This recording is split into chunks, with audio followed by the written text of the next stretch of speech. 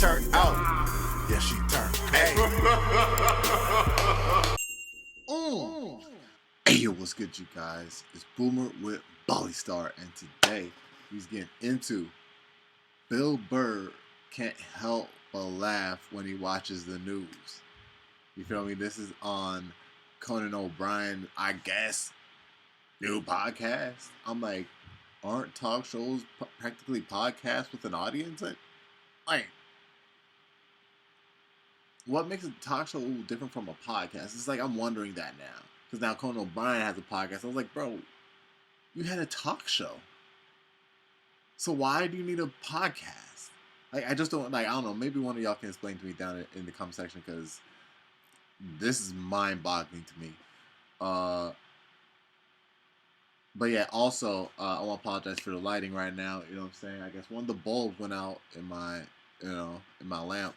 So, yeah, just got to buy a new light bulb. But yeah, man, let's get straight on into it, man. Make sure you leave a like, support the video, subscribe if you're new, so you can join up with the all-star gang up in this thing. Let's get straight on into it, man. Let's go. I want to talk to you about this project, this movie that you're working on, because it's something that you and I have talked about, because we are friends. We have dined together. We've hung out. Our wives have hung out. Pictures with big chalices and candelabras. We did. I had a suit of armor brought in and put in the corner. You're talking about this movie that you've made is a subject that's near and dear to your heart. It's about being dads, older dads, right? Old dads, yeah. Old dads. It was something that came about by, not getting my shit together and having kids really late in life. Like, I'm 54, my kids are 5 and 2. Mm-hmm. And I didn't realize, like, how much the world had changed. Like, my daughter's in kindergarten now, and I was in kindergarten 50 years ago.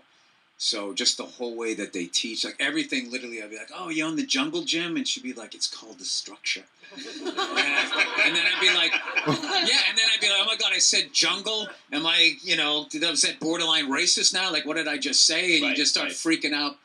And, just sort of, it lives sort of in that world, and then also all of this world now of where, you go back into somebody's Twitter account 8 years and find a bad tweet, and they're like, this is who this guy is. This guy's an asshole. And it's like, I always looked at it like, you had to go back 8 years before this guy was an asshole. That's an amazing, like, Lou Gehrig run of not being an asshole. If you went 7 years, like, this guy was totally cool, but in 2014, that one random Wednesday, he was really in a mood. Yeah. And it was just weird. Someone who, I lean left. I'm not 100% left. It's sort of like, I just thought that whole era was really fascinating to watch people, like, just trying to just sort of ruin people.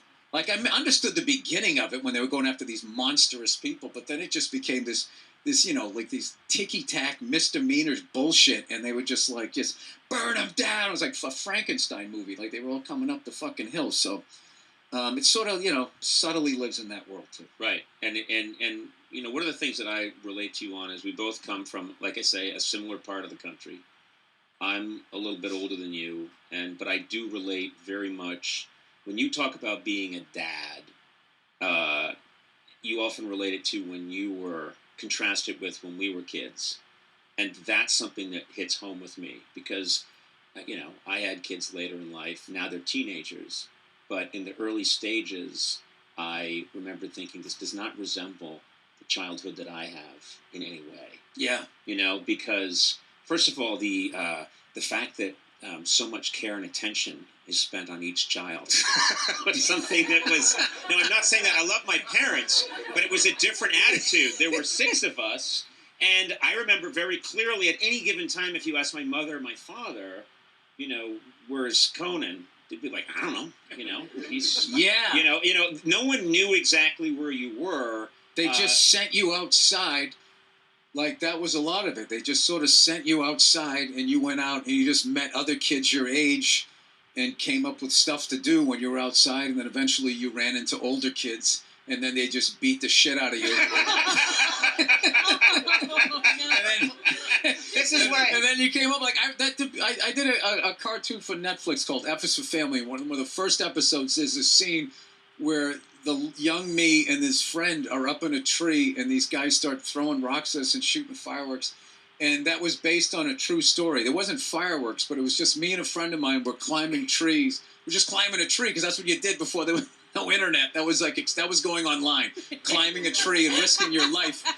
So we climbed up this tree, and these bigger kids came by, and they saw us up there, and they just started throwing rocks at us until their arms got tired. We were up there, like crying, getting hit in the ankles and in the back. And then you just climb down the tree, and then those guys are assholes. But I remember that, and I bring this up because the minute that my daughter could drive, or my son could drive, my wife would check, and she could show me on the phone where they were. And I thought, that's just blows my mind. It doesn't Like J. Edgar Hoover. Yeah. It doesn't feel right to me that we are that accountable all the time. And sometimes I wonder if I'm just jealous of. There's like a care and attention. Oh, I see what you mean. Do you know what I mean? And I wonder, because when I watch your comedy, when I watched your Red Rocks, and anytime you're talking about your child or your dad, how the house was tense, or there was anger, people weren't dealing with things appropriately.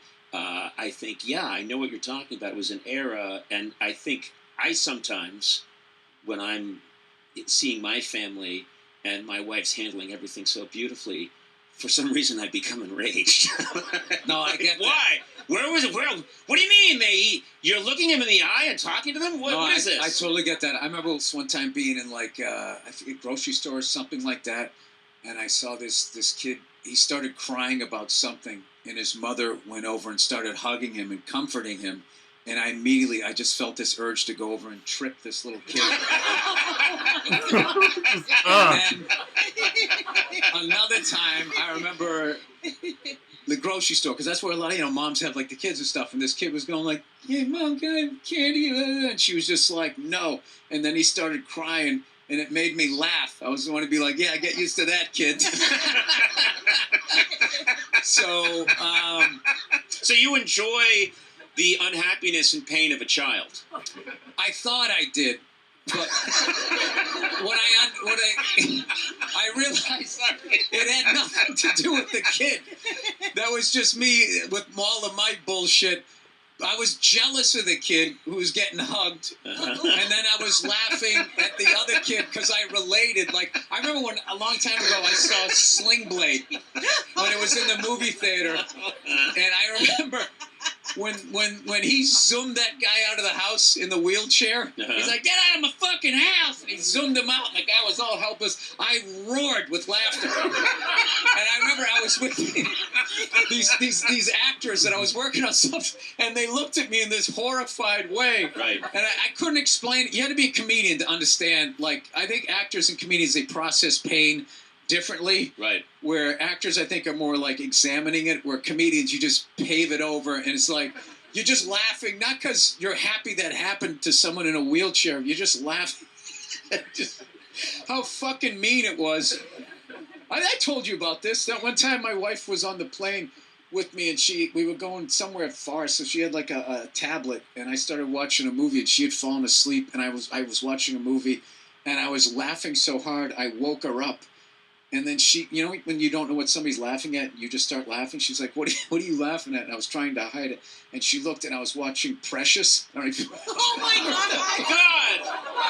Oh, my God. It was literally, oh, my God. Some shit, it just gets so mean. It's just so mean. It pushes you through over. Yeah. into comedy again.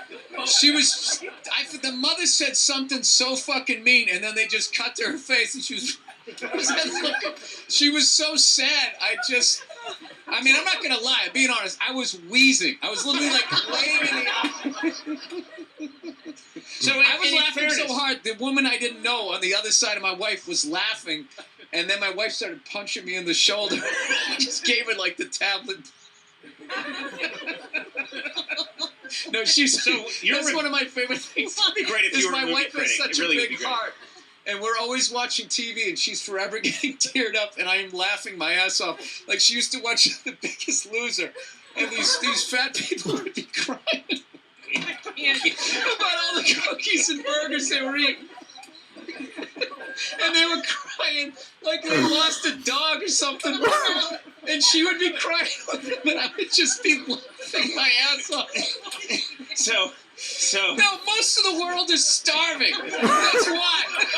Like, I went to, like, India, and I saw this level of poverty that I just maybe want to adopt every kid over here. And then you just come back to America, and there's these hilarious, yo, every kid over here. And then you just come back to America, and there's these slobbering people.